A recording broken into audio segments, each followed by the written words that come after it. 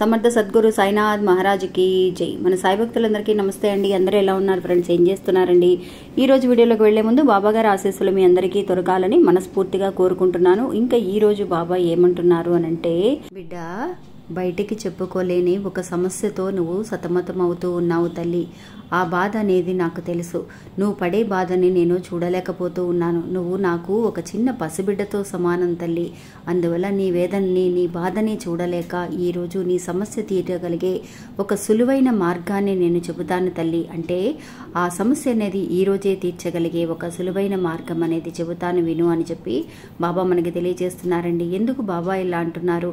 మన ఉన్న సమస్య బాబాకి ఎలా తెలుసు? ఆ సమస్య తీరే మార్గం ఏంటి అనేది ఈరోజు వీడియోలో తెలుసుకుందాం. ఇంకా వీడియోలోకి వెళ్ళడానికి ముందుగా మన ఛానల్ని ఎవరైతే కనుక కొత్తగా చూస్తున్నారో వాళ్ళు ప్లీజ్ సబ్స్క్రైబ్ చేసుకోండి ఫ్రెండ్స్. మీకు వీడియో నచ్చితే కనుక ఒక చిన్న లైక్ చేసి సపోర్ట్ చేయండి. మీ ఫ్రెండ్స్ అందరికీ కూడా షేర్ చేయండి. ఇంకా ఈ రోజు వీడియోలోకి వెళ్ళడానికి ముందుగా, మాకు దగ్గర రిలేషన్ అండి, అంటే సిస్టర్ లాంటి వారనమాట. ఆవిడ నిజంగా ఎన్నో రకాల సమస్యలతో బాధపడుతూ ఉండేదండి. అలాంటి ఆవిడ ఒకరోజు నాకు కనిపించి, అక్క నాకు ఇలాంటి సమస్యలు ఉన్నాయి అని చెప్పి మీతో చెప్తూ ఉండేదాన్ని కదా.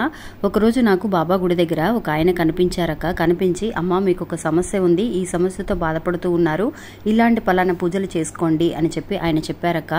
నిజంగా ఆయనతో నేను పూజలు చేయించాను. చేయించిన తర్వాత ఆశ్చర్యం ఏంటి అని అంటే, ఒక్కొక్క సమస్య అనేది మాకు తగ్గుతూ వస్తూ ఉందక్క. నిజంగా చాలా బాగా పనిచేస్తున్నాయి ఇలాంటి పూజలు అనేవి అని చెప్పి ఆమె చెప్పిందండి.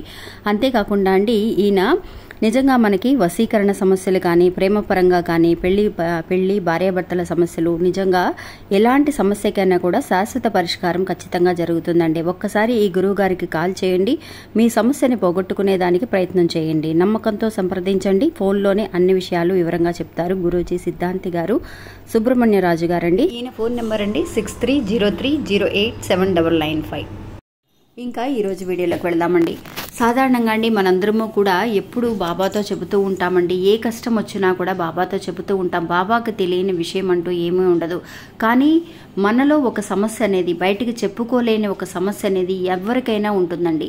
మనం దేవుడితో చెప్పవచ్చు, మన బాధల్ని చెప్పుకున్నా సరే ఆ సమస్య ఎవరితో అయితే చెప్పాలో, అంటే మన ఇంట్లో వాళ్ళకి తెలియాలి. ముఖ్యంగా ఏదైనా ఒక సమస్య ఉన్నా, బిజినెస్ పరంగా కానీ, లేదంటే బయట ఎలాంటి విషయాలు కానీ, ఆరోగ్య సమస్యలు కానీ ఏదున్నా కూడా మనం మన అయిన వాళ్ళతో, మన ఫ్యామిలీ మెంబర్స్కి ఫస్ట్ తెలియచేయాలండి. ఆ విషయాన్ని మనమే బయటికి చెప్పుకోలేకపోతున్నాం అంటే, ఒక ఫ్రెండ్స్తో చెప్పుకోలేకపోతున్నానని అని కానీ, లేదంటే కనుక మనకి ఎంతో ప్రేమగా ఉండే మన భార్యతో చెప్పుకోలేకపోతూ ఉంటాము.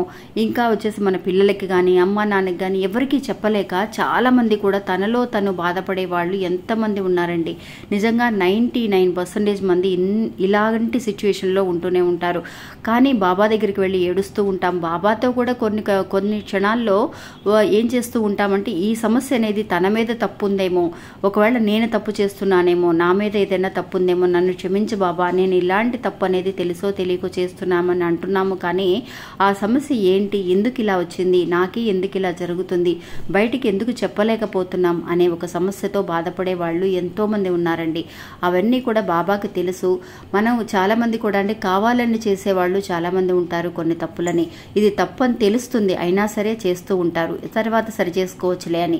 కానీ కొంతమంది తెలియకుండానే ఆ సమస్యలో ఇరుక్కుపోతూ ఉంటారండి. అలాంటి సమస్య అనేది మనం కొంత అవమానంగా భావిస్తూ ఉంటాం, కొంత షైగా ఫీల్ అవుతూ ఉంటాం. బయటికి చెబితే ఎక్కడ అసహ్యంగా ఉంటుందేమో, బయటికి చెప్పుకోలేని కొన్ని సమస్యలు, ఎన్నో రకాల సమస్యలు ఉంటూ ఉంటాయండి. అందరూ అన్ని విషయాలు బయటికి చెప్పుకోలేరు కదా.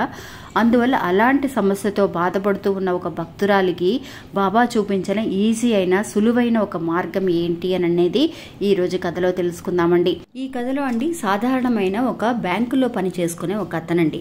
ఇతనికి నిజంగా అండి ఎన్నో రకాలుగా సమస్యలు అనేవి ఎదురవుతూ ఉంటాయి. ఆ బ్యాంకులో పనిచేయడం అనేది సాధారణమైన విషయం కాదు. రోజు కూడా ఆ బ్యాంకులో వచ్చేసి ట్రాన్సాక్షన్స్ అన్నీ కూడా టాలీ చేయడం కానీ, డబ్బులో ఏదైనా సరే టాలీ అవ్వకపోతే డబ్బు అనేది ఇతను పే చేయటం కానీ, ఇలాంటి సమస్యలు బ్యాంకు పరంగా అంటే అఫీషియల్గా తను ఏం చేస్తూ ఉన్నాడో అవన్నీ కూడా తను నెగ్గుకొస్తూ ఉంటాడనమాట. ఇంట్లో కొన్ని విషయాలు చెబుతారు, ఆయన కొన్ని విషయాలు చెప్పరనమాట. అలాంటిది ఇంకేదన్నా విషయం అన్నా కూడా ఫ్యామిలీ పరంగా అన్నీ కూడా షేర్ చేసుకుంటూ ఉంటాడనమాట. వాళ్ళ అమ్మగారితో కానీ, ఎవరైనా సరే బయటికి వెళ్ళాలన్నా, ఇంటికి ఎవరైనా చుట్టాలు వస్తున్నారని కానివ్వండి, లేదంటే కనుక వాళ్ళకి ఏదైనా కొనాలి, ఇంటికి ఏదైనా అవసరమైన వస్తువుల్ని కొనాలి అని అన్నా కూడా ఇలాగా అన్ని రకాలుగా షేర్ చేసుకుంటూ అతను మామూలుగా హ్యాపీగా సరదాగా ఉండే అతను. ఏదైతే విషయం ఇంట్లో చెప్పాలి, ఏది చెప్పకూడదు అని చెప్పేసి ఆలోచిస్తూ ఉంటారండి. కొంతమంది ఏంటి అని అంటే చాలా జోవియల్గా ఉంటారు, అంటే చాలా ఫ్రీగా ఉంటూ ఉంటారు అందరితోటి.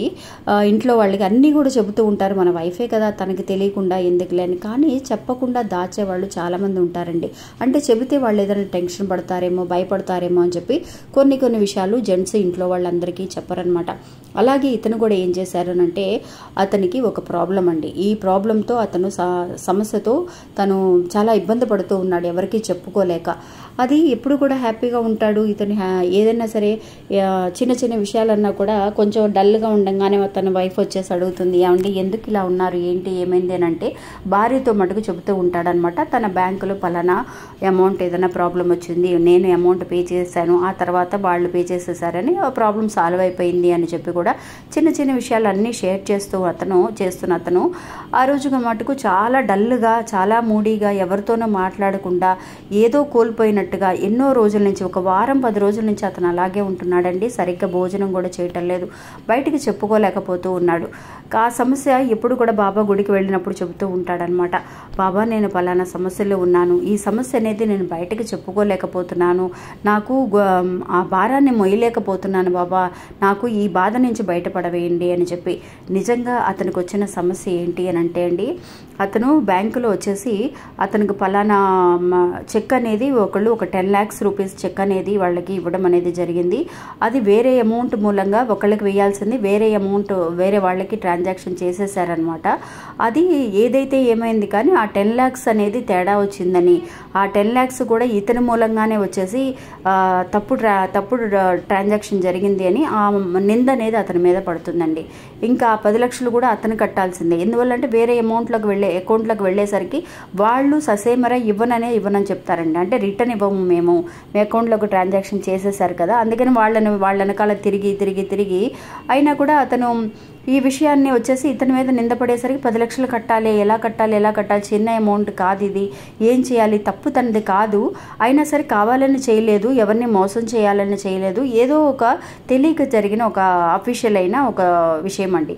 ఇది తనలో ఏమనుకుంటున్నాడు అని అంటే, ఇంట్లో చెబితే కనుక నువ్వు ఇంతవరకు కూడా ఏమి పెద్దగా సంపాదించి పెట్టలేదు, ఏమి చేర్చి పెట్టలేదు, ఇలాగ ఒకేసారి 10 లక్షల అమౌంట్ అంటే ఎక్కడి నుంచి తీసుకొచ్చి కడతాము అని చెప్పేసి గొడవలు వస్తాయేమో అని చెప్పి చాలా గిల్టీగా ఫీల్ అవుతూ అతను ఇంట్లో వాళ్ళకి ఎవరికి చెప్పడండి. ఎలాగ మేనేజ్ చేయాలి, ఎలా చేయాలి, ఒక పక్కన బ్యాంక్ వాళ్ళ ప్రెషర్ అనమాట, ఎప్పుడు కడతారు అవన్నీ మాకు తెలియదండి, పొరపాటు మీ వల్లే జరిగింది, మీరు వాళ్ళ దగ్గర నుంచి వెళ్ళి అడిగి తీసుకొస్తారా, లేదంటే కనుక మీరు కడతారా అని చెప్పేసి వాళ్ళు ఒక్క కాలు మీద నుంచుంటారండి. ఇంకా ప్రాబ్లం అనేది ఇలాగ ఎక్కువ అవుతూ ఉండేసరికి అతనికి టెన్షన్ ఎక్కువ అవుతూ ఉంటుంది, ప్రెషర్ ఎక్కువ అవుతూ ఉంటుంది. 10 లక్షలు అనేది చిన్న అమౌంట్ కాదు, అతను తీసుకొచ్చి కట్టనూ లేడనమాట. అలాంటిది ఇంకా బాబా గుడికి వెళ్ళి ఏడుస్తూ అలా కూర్చున్న సమయంలో ఒకరోజు బాబా కలలో కనిపించి, ఇట్లాగా మా అమ్మ ధైర్యంగా ఉండు నాయనా, నువ్వు బాధపడాల్సిన అవసరం లేదు అని చెప్పి బాబా ఓదారుస్తూ ఉన్నా కూడా ఆ అమౌంట్ కట్టాలి కదా, ఎలా కట్టాలి, ఏం చేయాలన్న ఆలోచన అనేది బాబా అతనికి కల్పిస్తారండి.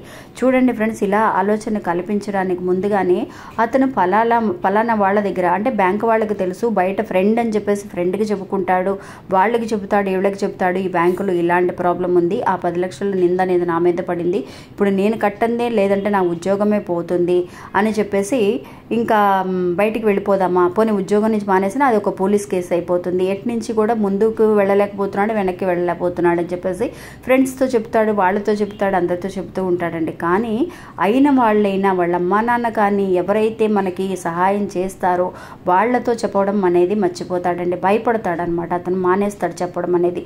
తన భార్యకి చెప్పినా సరే ఎలాగోలా నగలు, తన దగ్గర ఉన్న నగలు ఇచ్చి సరిచేయటము, లేదంటే తల్లిదండ్రులు అర్థం చేసుకొని నాయనా అయితే అయిందిలే, నువ్వు ఇలా చెయ్యి అని చెప్పేసి ఆలోచించకుండా వచ్చేసి చెప్పడం మానేస్తాడండి. అది బయట వాళ్ళ మూలంగా వచ్చేసి, అమ్మ మీ హస్బెండ్కి ఒక ప్రాబ్లం ఉంది కదా, 10 lakhs ఎప్పుడు కట్టబోతున్నారు బ్యాంకులో అని చెప్పేసి బయట ఒకసారి వీళ్ళని చూసి, వాళ్ళ అమ్మ నాన్నని చూసి అడుగుతారనమాట. అడిగినప్పుడు అతనికి అనిపిస్తుంది, ఏంటండి ఏం మాట్లాడుతున్నారు, మా అబ్బాయికి ఇలాంటి ప్రాబ్లం ఉందని ఏం తెలియదే మాకు, అవునా ఇంత అమౌంట్ కట్టాలా, ఏం జరిగింది ఏంటి, సరే అయితే నేను మా అబ్బాయితో మాట్లాడతానని చెప్పేసి వాళ్ళ అమ్మ నాన్న ఇంటికి వెళ్ళిపోతారండి. సరే ఆ రాత్రి అవ్వగానే వాళ్ళ అబ్బాయి అబ్బాయి వస్తాడనమాట ఇంటికి వచ్చిన తర్వాత ఒరే ఆగరా, ఏంటి నువ్వు చేసే పద్ధతి ఏంటి, మాకేం నచ్చట్లేదు, ఏమైనా దాస్తున్నావా మా దగ్గర అని అన్నప్పుడు అమ్మ అదంతా ఏం లేదు అని చెప్పేసి చెప్తాడండి. లేదు నాన్న, నువ్వు దాస్తున్నావు మా దగ్గర, మాకు తెలిసింది విషయం ఫలానా అని చెప్పి నీ మీద వచ్చేసి 10 లక్షల రూపాయలు కట్టాలి అని చెప్పి నిందలు వేస్తున్నారంట కదా, అంటే మా ఆఫీస్లో వచ్చేసి ఇలా అడుగుతున్నారంట కదా బ్యాంకులో అని అన్నప్పుడు అతనికి ఒక షాక్ తిన్నట్టు అయిపోతుందండి. ఎంత టెన్షన్ పడ్డాను, ఒక చిన్న ఈజీగా కంప్లీట్ అవ్వాల్సిన ఒక విషయం అనేది వాళ్ళ అమ్మ నాన్న అడుగుతారనమాట. నాన్న, నువ్వు ఇన్ని రోజులు బాధపడాల్సిన అవసరం లేదు, ఇది నీ తప్పు కాదు, నీ మీద పడిన నింద అనేది నువ్వు తెలియక చేసిన ఒక విషయం. అంటే ఈ 10 లక్షలు అనేది వాళ్ళు ఎలాగైతే తిరిగి తీసుకొచ్చి ఇవ్వాలి అనేది ఆ తర్వాత మనం ఆలోచించేవాళ్ళం.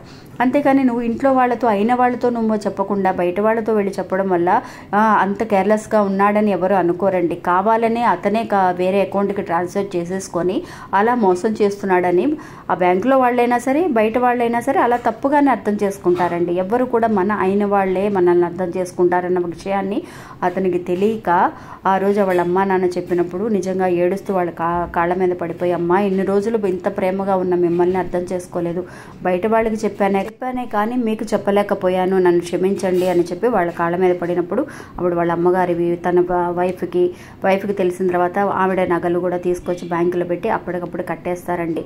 ఇంకా కట్టేసిన తర్వాత నిజంగా అండి మన సమస్య అనేది చాలా ఈజీగా మనం కంప్లీట్ చేసుకోవాల్సిన ఒక సమస్యని మనమే పెద్దగా ఏదేదో ఊహించుకొని భయపడిపోయి కొన్ని విషయాలు అది చాలా వరకు మన మనసులోనే పెట్టుకొని నలిగిపోయి కష్టపడి ఆందోళన పడుతూ ఉంటామండి. అలాంటి అవసరం అనేది అవసరం లేదు. నీ సమస్య నీ ఇంట్లో వాళ్ళతో ఎవరు కూడా నీకు సహాయం చేయరు, నీ అయిన వాళ్ళు తప్ప. వాళ్ళకి చెప్పి నీ సమస్యను తీర్చుకో అని చెప్పి బాబా మనకి తెలియజేస్తున్నారండి ఈ కథ ద్వారా. ఇంకా ఆ తర్వాత ఎవరైతే డబ్బులు తప్పుడు ట్రాన్సాక్షన్ జరిగిందో వాళ్ళ మీద కేసు పెట్టి ఆ బ్యాంకు వాళ్ళండి ఇతను నిజాయితీగానే ఉన్నాడు. ఎందువల్లంటే అండి ఆ 10 లక్షలు కూడా కట్టేయడం వల్ల తన తప్పు లేదని తెలిసిపోయింది. అందువల్ల ఇతను కానీ బ్యాంకు పరంగా వెళ్ళి వాళ్ళ మీద కేసు పెట్టడం వల్ల వాళ్ళు ఆ డబ్బును తిరిగి ఇవ్వడం అనేది జరిగింది. కొన్ని రోజులు తిప్పించినా కూడా పోలీసులు వాళ్ళ దగ్గర నుంచి క్యాష్ మళ్ళీ రిటర్న్ చేయగలిగారనమాట. నిజంగా అండి సమస్యని మనం పెద్దగా ఆలోచించేసి మన మైండ్ పాడు చేసుకుంటూ ఉంటాం. ఒక్కొక్కసారి ఇలా అయిపోతుందేమో, వాళ్ళు ఇలా అనుకుంటారేమో అలా అనుకుంటారేమో అని. కానీ మనం అనుకున్నంత కష్టంగా ఏమీ బాబా మనల్ని అంత దూరం వదలరండి. ఇంకా ఇలాంటి సమస్యలు ఎవరైతే ఉన్నారో వాళ్ళు నిజంగా వెంటనే వెళ్ళి మీ అయిన వాళ్ళు ఎవరైతే ఉన్నారో వాళ్ళకి చెప్పండి. వాళ్ళు భయపడతారనో, ఒకవేళ ఆ టైంలో భయంగానే ఉంటుంది, టెన్షన్ పడతారు, ఇలా ఉంటుందేమో అని చెప్పి దాచడం వల్ల మూడో పర్సన్ వల్ల థర్డ్ పర్సన్ వల్ల వాళ్ళు తెలుసుకుంటే కనుక ఇంకా ఇబ్బందులు పడతారు, అదొక గిల్టీగా ఫీల్ అవుతూ ఉంటారు. అందువల్ల మనమే వెళ్ళిపోయి వాళ్ళతో చెప్పి ఎలాంటి సమస్య అయినా సరే, ఆరోగ్యానికి కానీ డబ్బుకి కానీ ఎలాంటి పర్సనల్ సమస్యలైనా సరే మనల్లో మనం మాట్లాడుకొని తీర్చుకుంటేనే దానికి ఈజీ అయిన పరిహారం అనేది అంటే సమాధానం అనేది కల్పిస్తుంది అని చెప్పి బాబా మనకి తెలియజేస్తున్నారండి. ఇంకా ఇది అవునా కాదా అనే విషయాన్ని నాకు కమెంట్స్లో తెలియజేయండి. ఇంకా ఇది అండి ఈరోజు మన వీడియో. ఈ వీడియో కూడా మీ అందరికీ ఎంతో ఉపయోగపడుతుందని అనుకుంటున్నాను. నచ్చితే కనుక ఒక చిన్న లైక్ చేసి సపోర్ట్ చేయండి, మీ ఫ్రెండ్స్ అందరికీ కూడా షేర్ చేయండి. మళ్ళీ ఇంకొక వీడియోలో మళ్ళీ కలుస్తాను. అంతవరకు సెలవు. నమస్తే. ఓం సాయిరామ్.